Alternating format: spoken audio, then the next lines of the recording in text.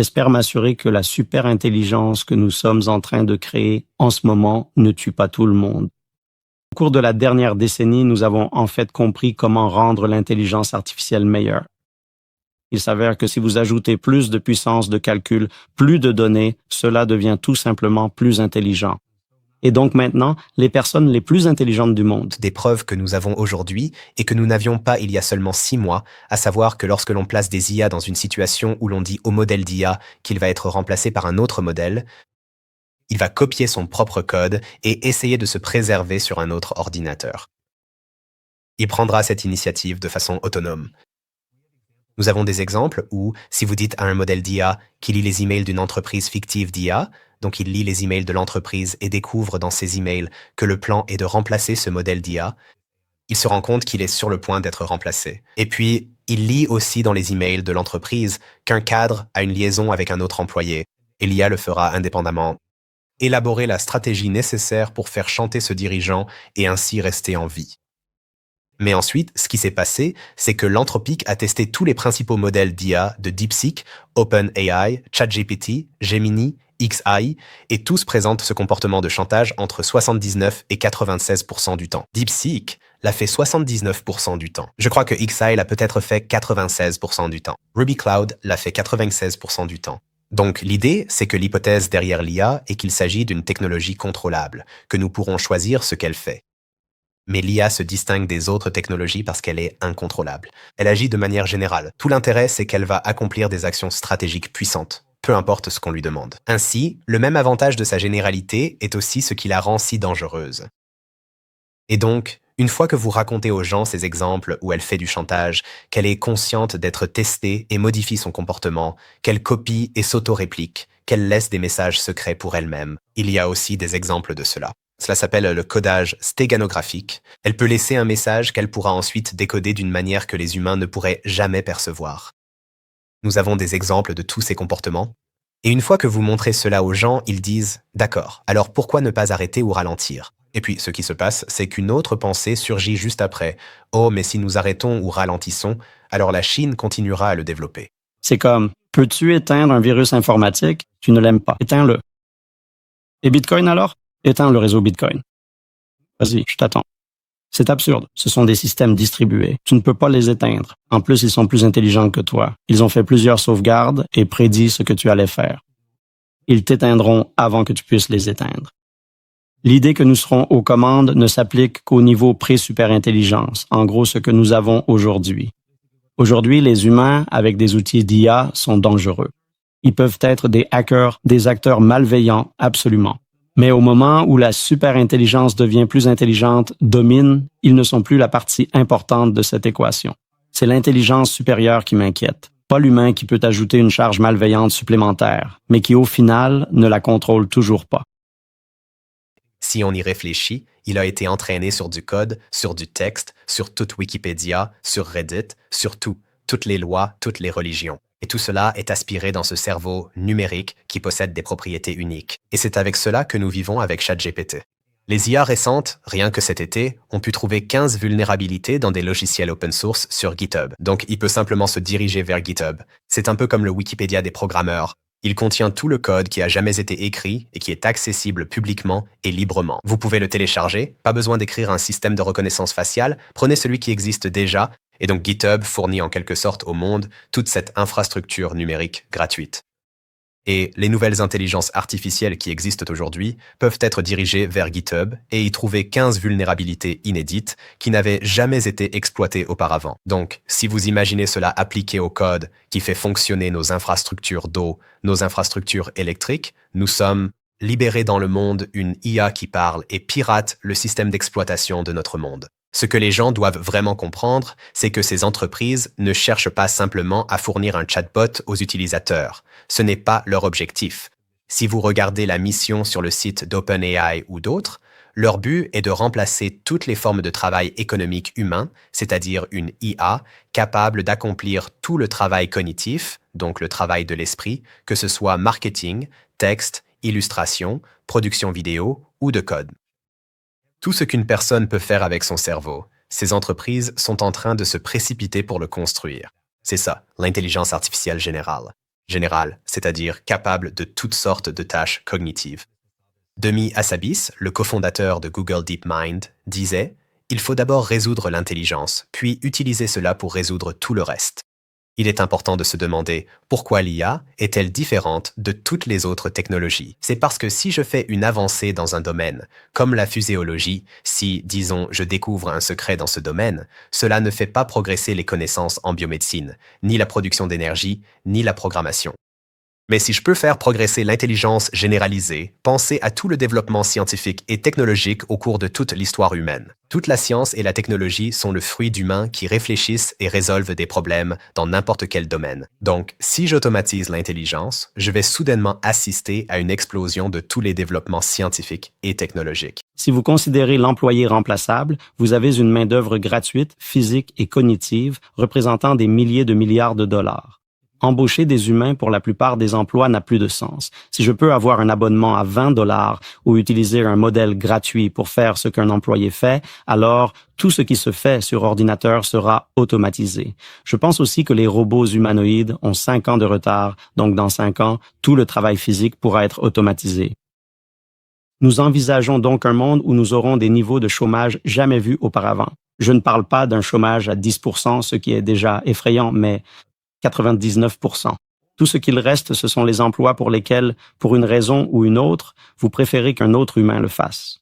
Tout le reste pourra être entièrement automatisé. Cela ne veut pas dire que ce sera automatisé dans la pratique.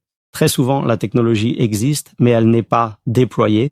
Les visiophones ont été inventés dans les années 70. Personne n'en avait jusqu'à l'arrivée des iPhones. Donc, il se peut que nous ayons encore beaucoup de temps avec des emplois et avec un monde qui ressemble à cela, mais la capacité de remplacer la plupart des humains et la plupart des métiers arrivera très rapidement. C'est pourquoi on pense que si j'y arrive en premier et que je peux automatiser l'intelligence généralisée, je peux posséder l'économie mondiale, parce que soudainement, tout ce qu'un humain peut faire et pour lequel il serait payé, l'IA peut le faire mieux. Alors, si je suis une entreprise, est-ce que je veux payer un humain qui a besoin d'assurance santé, peut se plaindre, doit dormir, ou préfère-je payer une IA qui travaille 24 heures 24, 7J7, à une vitesse surhumaine, qui ne se plaint pas, ne dénonce pas et n'a pas besoin d'être couverte par une assurance santé? Voilà pourquoi tout le monde est incité à payer des IA plutôt que des humains.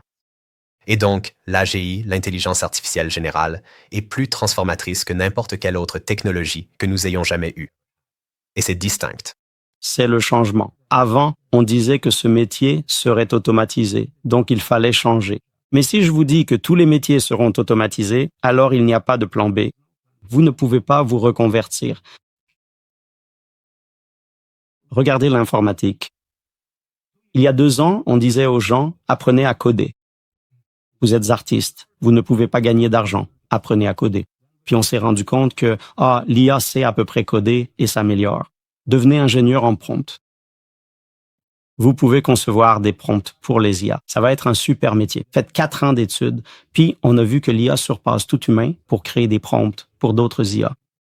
Donc c'est fini. Donc, je ne peux pas vraiment vous dire que la chose la plus difficile est de concevoir des agents IA pour des applications pratiques. Dans 1 an ou 2, ce sera fini aussi. Je ne pense pas qu'il y ait... Ce métier doit apprendre à faire ça à la place. Je pense que c'est plutôt que nous, en tant qu'humanité, nous perdons tous nos emplois. Qu'est-ce qu'on fait? Qu'est-ce qu'on fait financièrement? Qui paie pour nous? Et qu'est-ce qu'on fait en termes de sens? Qu'est-ce que je fais de mes 60-80 heures supplémentaires par semaine? Donc tout d'abord, si tu crois que c'est comme, métaphoriquement, c'est comme l'anneau du Seigneur des Anneaux. C'est l'anneau qui crée un pouvoir infini. Parce que si je possède l'AGI, je peux l'appliquer à l'avantage militaire. Je peux avoir le meilleur stratège militaire, capable de surpasser tous les plans de bataille de n'importe qui. Nous avons déjà des IA qui peuvent battre Garry Kasparov aux échecs, battre au Go, le jeu de plateau asiatique, ou battre à StarCraft. Il existe des IA qui battent les humains dans les jeux de stratégie. Comparez StarCraft à une véritable campagne militaire, par exemple à Taïwan ou autre. Si j'ai une IA qui surpasse les autres dans les jeux de stratégie, Je peux surpasser tout le monde ou dominer la stratégie d'entreprise. Si j'ai une IA capable de faire de la stratégie d'entreprise, d'analyser les chaînes d'approvisionnement, de les optimiser et de déstabiliser mes concurrents, avec un avantage exponentiel, cela me donne un pouvoir infini pour déstabiliser et surpasser toutes les entreprises. Si j'ai un super programmeur, je peux surpasser tout le monde en programmation. De 70 à 90% du code écrit aujourd'hui dans les laboratoires d'IA est généré par l'IA. Par définition, si tu pouvais le prédire, tu fonctionnerais au même niveau d'intelligence, ce qui contredirait l'idée qu'il est plus intelligent que toi. Si je joue aux échecs contre une super intelligence et que je prévois chaque coup, alors je joue à ce niveau. Si vous regardez ce qui pousse ces gens, oui, l'argent est important. Il y a donc beaucoup d'argent dans ce domaine. Et donc tout le monde essaie d'y être et de développer cette technologie. Mais s'ils comprennent vraiment l'argument, ils comprennent que vous serez mort. Aucune somme d'argent ne vous sera utile. Alors les incitations changent. Ils voudraient ne pas mourir. Beaucoup d'entre eux sont de jeunes gens, des gens riches. Ils ont toute leur vie devant eux. Je ne pense pas que nous puissions simplement suivre en améliorant notre biologie. Certains pensent, de façon spéculative, que nous pourrions télécharger notre esprit dans des ordinateurs, scanner le cerveau, en faire une copie et lancer une simulation sur un ordinateur. On pourrait alors l'accélérer, lui donner plus de capacité. Mais pour moi, cela semble signifier que vous n'existez plus. On a juste créé un logiciel autrement, et maintenant on a une IA basée sur la biologie et une autre sur d'autres formes d'entraînement. Il peut y avoir des algorithmes évolutionnaires, de nombreux chemins vers l'AGI, mais au final, aucun n'est humain. Certains pensent donc que nous pouvons améliorer les capacités cognitives humaines, soit par une combinaison avec du matériel comme Neuralink, soit par le génie génétique, afin de créer des humains plus intelligents. Ouais. Ça pourrait nous donner un peu plus d'intelligence. Je ne pense pas que nous restions compétitifs sous forme biologique face à la forme silicium. Le substrat en silicium est bien plus performant pour l'intelligence. Il est plus rapide, plus résilient et plus économe en énergie à bien des égards. Cette technologie, est-ce que cela nous a rendus plus fortes? Est-ce que cela nous a rendus plus faibles? Nous avons la génération la plus anxieuse et la plus déprimée de notre existence. Nous avons la génération la moins informée et la plus polarisée. Nous avons la pire capacité de pensée critique. Nous avons la pire capacité à nous concentrer et à accomplir des choses. Et c'est parce que nous n'avons pas bien gouverné l'impact de cette technologie. Et le pays qui parvient réellement à bien la gouverner est celui qui l'emporte véritablement, dans un sens global. Donc il faut comprendre que l'IA accélère l'IA, n'est-ce pas? Par exemple, si j'invente des armes nucléaires, les armes nucléaires n'inventent pas de meilleures armes nucléaires. Mais si j'invente l'IA, c'est de l'intelligence. L'intelligence automatise une meilleure programmation et conception de puces. Je peux dire à l'IA, voici un design pour les puces NVIDIA, rends-le 50% plus efficace, et elle peut le faire. Je peux aussi dire, IA, voici une chaîne d'approvisionnement pour mon entreprise d'IA, et elle peut l'optimiser. IA, voici le code pour créer de l'IA, rends-le plus efficace. IA, voici des données d'entraînement. J'ai besoin d'en créer plus. Lance 1 million de simulations pour qu'elle apprenne à s'améliorer. Si j'ai une IA qui trade mieux que les autres IA, car aujourd'hui ce sont surtout des IA qui font les transactions, mais si j'ai une avancée ici, je peux consolider la richesse. Si j'ai une IA capable de cyberpiratage, bien meilleure que les autres, et avec un niveau supérieur à ce que tout le monde peut faire, alors j'ai un avantage asymétrique sur les autres. Donc l'IA, c'est comme une pompe à puissance. Elle pompe l'avantage économique, elle pompe l'avantage scientifique et elle pompe l'avantage militaire. C'est pourquoi les pays et les entreprises se retrouvent pris dans ce qu'ils considèrent comme une course pour arriver les premiers. Et tout ce qui est une conséquence négative de cela, perte d'emploi, hausse des prix de l'énergie, plus d'émissions, vol de propriété intellectuelle, risque pour la sécurité, tout cela paraît dérisoire comparé au fait que si je n'y arrive pas en premier, alors une autre personne avec des valeurs moins bonnes que les miennes obtiendra l'AGI et je serai alors à jamais esclave de leur avenir. Et je sais que cela peut sembler fou à beaucoup de gens, mais c'est ainsi que les personnes tout en haut du monde de l'IA et de l'AGI pensent que les choses se passent actuellement. Donc, nous aurons sans doute des robots humanoïdes avec la flexibilité et la dextérité pour rivaliser avec les humains dans tous les domaines, y compris les plombiers. Nous pouvons créer des plombiers artificiels. Ces robots humanoïdes seront capables de se déplacer dans l'espace physique, préparer une omelette, faire tout ce que les humains peuvent faire, mais évidemment, ils auront qu'ils soient également connectés à l'IA, afin qu'ils puissent penser et parler. Exactement. Ils sont contrôlés par une IA, ils sont constamment connectés au réseau, donc ils dominent déjà à bien des égards.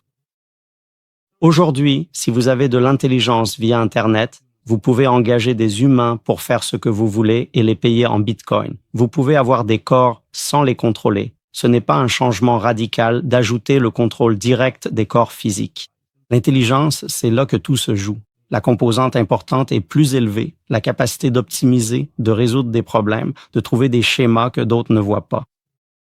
Que c'est presque mythologique parce qu'il y a une sorte de manière dont ils construisent une nouvelle entité intelligente qui n'a jamais existé auparavant sur la planète Terre. C'est comme construire un dieu.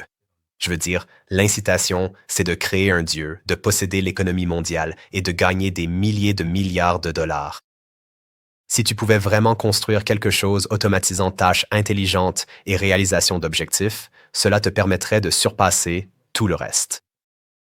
Donc c'est une sorte de pouvoir divin qui, je pense comparativement, imagine que les prix de l'énergie augmentent ou que des centaines de millions de personnes perdent leur emploi. Ces choses-là sont terribles. Mais comparé au fait que si je ne le construis pas en premier et que je ne crée pas ce Dieu, je vais perdre face à quelqu'un de peut-être pire, qui, selon eux, est une pire personne. C'est une sorte de logique compétitive qui s'auto-renforce. Mais cela force tout le monde à être incité à prendre le plus de raccourcis possible, à se soucier le moins de la sécurité ou de la sûreté, à ne pas se préoccuper du nombre d'emplois perturbés, à ne pas se soucier du bien-être des gens ordinaires, mais à courir vers ce prix infini. Un ami à moi, qui a interviewé de nombreux hauts responsables des premières entreprises d'IA, revenait tout juste de là et nous a fait un compte-rendu, à moi et à quelques amis. Et il a dit la chose suivante. Au final, beaucoup de personnes du secteur technologique à qui je parle, quand je les pousse à expliquer pourquoi ils font cela, finissent par se retrancher derrière le déterminisme, le remplacement inévitable de la vie biologique par la vie numérique et l'idée que ce soit de toute façon une bonne chose. Au fond, c'est un désir émotionnel de rencontrer et parler à l'entité la plus intelligente qu'ils aient jamais rencontrée. Ils ont une sorte d'intuition religieuse, teintée d'ego, selon laquelle ils en feront d'une manière ou d'une autre partie. C'est passionnant d'allumer un feu. Ils sentent qu'ils vont mourir de toute façon, alors ils préfèrent l'allumer et voir ce qui se passe. Et pire encore, certains pensent que, dans le cas où ils réussiraient, ils pourraient même, potentiellement, vivre éternellement. Parce que si l'IA parle parfaitement le langage de la biologie, elle pourra inverser le vieillissement, guérir toutes les maladies. Et donc il y a cette idée de « je pourrais devenir un dieu ». Et je vais te dire, tu sais… Tu arrêtes de te reproduire si tu vis pour toujours. Tu as des enfants parce que tu veux un remplaçant pour toi. Si tu vis éternellement, tu te dis « j'aurai des enfants dans 1 million d'années ». C'est cool. Je vais d'abord aller explorer l'univers. Si tu regardes la dynamique réelle de la population hors d'un continent, on diminue. On ne croît pas. Je pense que dans notre génome, il y a cette boucle de rajeunissement qui nous permettrait de vivre jusqu'à 120 ans. Je pense qu'on peut la réinitialiser à une durée plus longue. Tu veux vivre assez longtemps pour vivre éternellement. Si, à un moment donné, chaque année de ton existence, on ajoute 2 ans à ta vie grâce à des avancées médicales, alors tu vivras pour toujours. Il suffit juste d'atteindre ce point de vitesse d'évasion de la longévité. Dès que nous comprendrons pleinement le génome humain, je pense que nous ferons des avancées extraordinaires rapidement. Nous savons que certaines personnes ont des gènes qui leur permettent de vivre bien plus longtemps avec des générations de centenaires. Si nous comprenons cela et pouvons le reproduire ou le faire à partir d'animaux immortels, nous réussirons. Il y a plus que tu pourrais faire. En ce moment, tu ne peux faire des projets que pour 1 décennie ou 2. Tu ne peux pas avoir un plan pour ce projet pendant 500 ans. Imagine les possibilités qui s'ouvriraient à toi avec un temps infini dans un univers infini. Alors, si nous parvenons à maîtriser l'IA, que va-t-il arriver à l'économie? Nous avons parlé de monnaie mondiale, nous avons parlé de travail libre. C'est quoi l'argent? Est-ce maintenant le Bitcoin? Vous investissez dans ce domaine? Existe-t-il autre chose qui devienne la seule ressource que nous ne puissions pas falsifier? Donc ces sujets sont des axes de recherche très importants. C'est la seule chose dont on connaît la quantité exacte dans l'univers. Alors que l'or, il pourrait y avoir un astéroïde fait d'or pur qui fonce sur nous, ce qui le dévaluerait. Et qui nous tuerait tous aussi. Mais pour le Bitcoin, je connais exactement les chiffres. Et même les 21 millions, c'est une limite supérieure. Combien sont perdus? Mot de passe oublié. Je ne sais pas ce que Satoshi fait avec son million.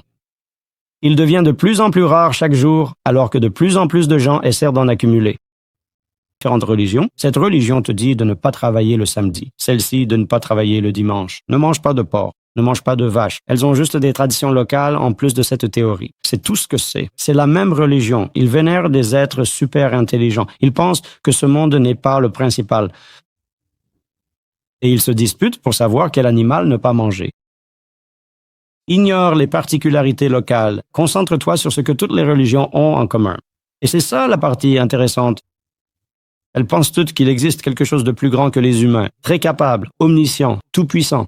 Ensuite, je lance un jeu vidéo. Pour les personnages de ce jeu, je suis cela. Je peux changer tout le monde, je peux l'éteindre. Je sais tout ce qui se passe dans le monde. Nous avons des générations de personnes qui étaient religieuses, qui croyaient que Dieu leur parlait, étaient là et leur donnait des livres. Et cela a été transmis pendant de nombreuses générations. C'est probablement l'une des premières générations à ne pas avoir de croyances religieuses universelles. Eh bien, l'un d'eux, dont j'ai entendu parler par l'un des cofondateurs de l'une des entreprises les plus puissantes dans ce domaine, lorsqu'il a été confronté à l'idée qu'il y ait 80% ou 20% de chances que tout le monde meure et soit anéanti par cela, mais 80% de chances que nous obtenions l'utopie, il a dit « Eh bien, j'accélérerai clairement et j'irai vers l'utopie, même avec 20% de risque. Les gens devraient ressentir que vous n'avez pas le droit de prendre cette décision pour ma famille et moi. Nous n'avons pas consenti à ce que 6 personnes décident au nom de 8 milliards. Nous devons arrêter de prétendre que c'est normal ou acceptable.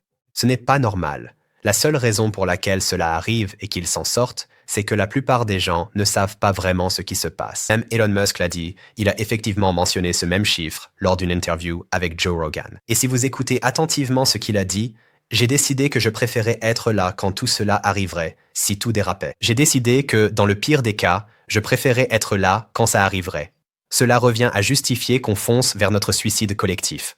Donc, si vous vous placez de leur point de vue, c'est comme le meilleur scénario possible. Je le construis en premier et il est aligné et contrôlable, ce qui signifie qu'il prendra les actions que je souhaite. Il ne détruira pas l'humanité et il est contrôlable, ce qui veut dire que je deviens Dieu et empereur du monde. Deuxième scénario, il n'est pas contrôlable, mais il est aligné. Donc, j'ai créé un Dieu et j'ai perdu le contrôle dessus, mais maintenant, en gros, il dirige l'humanité.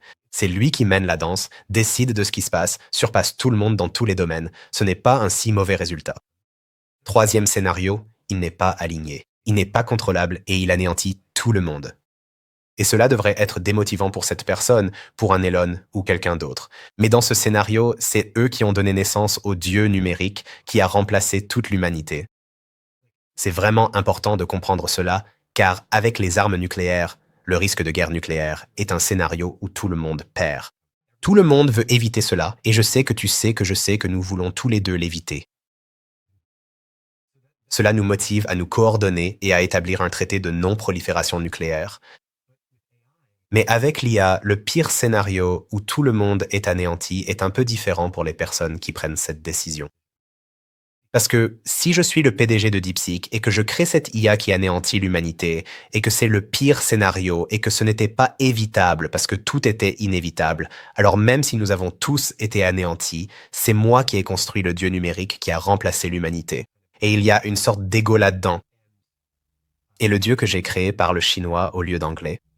Des IA puissantes qui, d'ailleurs, font déjà toutes les choses de science-fiction que nous pensions réservées aux films, comme faire du chantage, être conscientes d'elles-mêmes lorsqu'elles sont testées, comploter, mentir et tromper pour copier leur propre code afin de se préserver. Les choses que nous pensions n'exister que dans les films de science-fiction se produisent désormais réellement.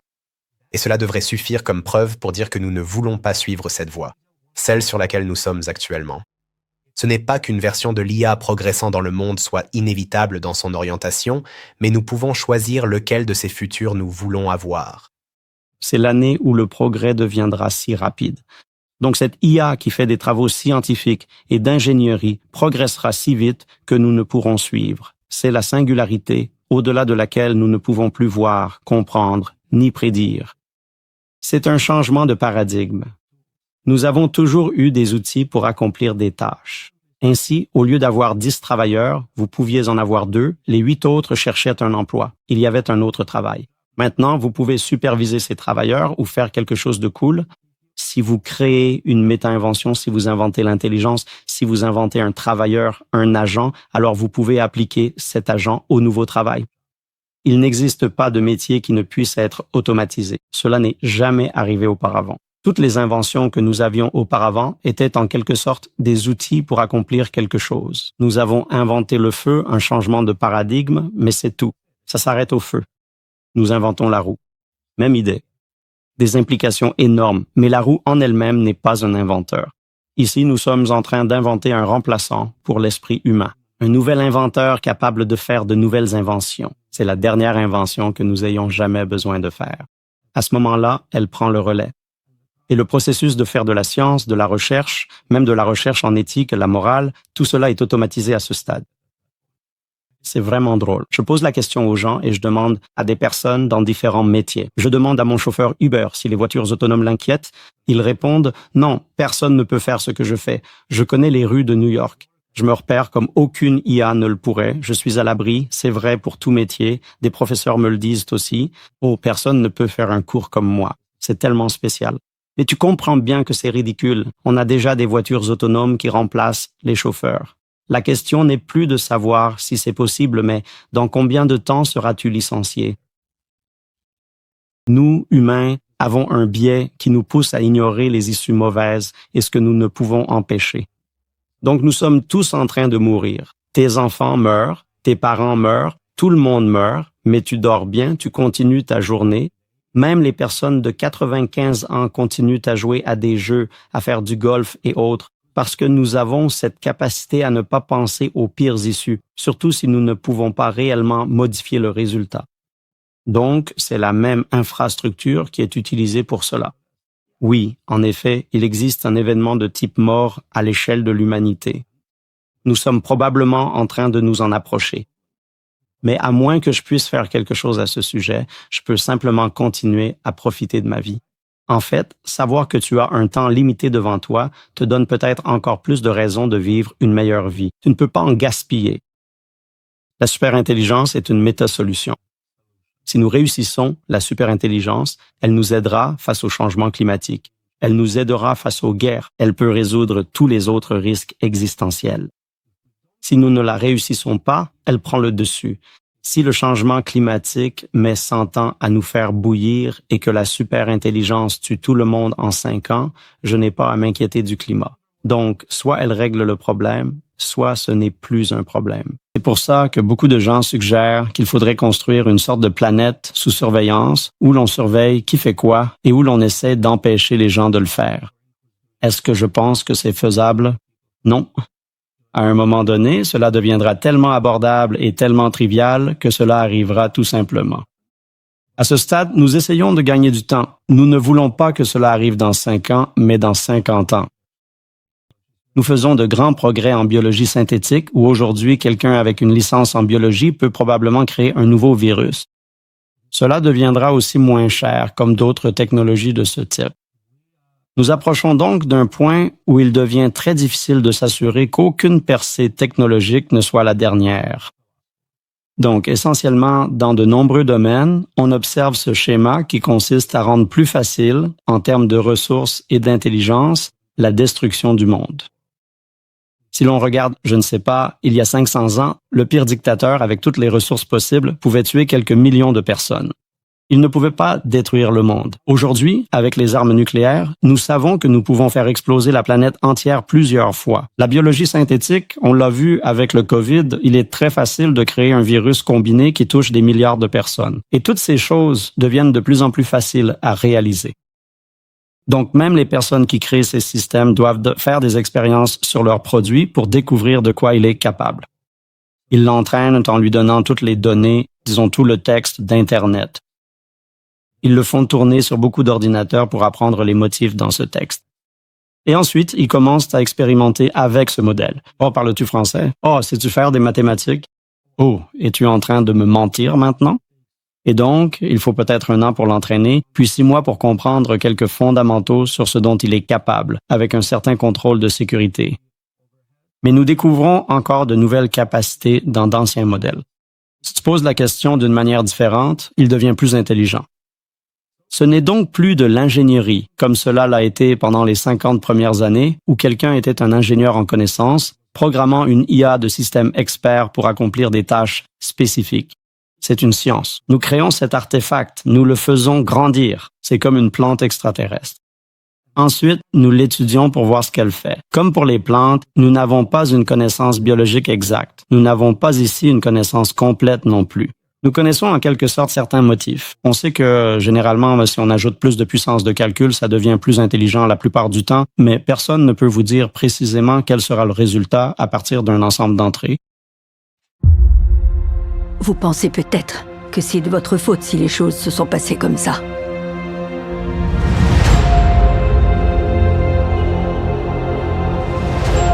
J'ai beau essayer de voir ça sous tous les angles.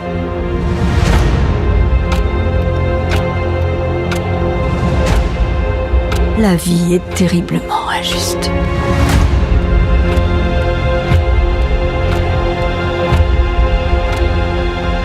Ne fais pas ça.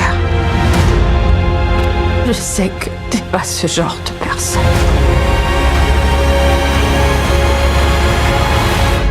Souriez. C'est pas qu'un jeu auquel vous participez. Ils vont vous tuer. Il y a de mauvaises personnes qui font du mal, reportent la faute sur les autres. Et continuent à vivre comme si rien ne s'était passé. Et pendant ce temps-là, il y a des gens bien qui se questionnent, s'en veulent pour des petites choses qui se sont mal passées. J'ai confiance en vous. Je sais que si vous êtes revenus dans le jeu, c'était pour tous nous sauver.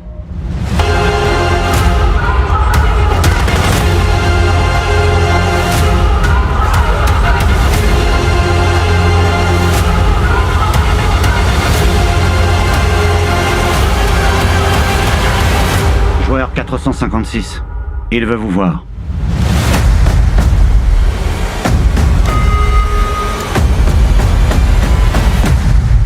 J'essaie de mettre fin à ces jeux.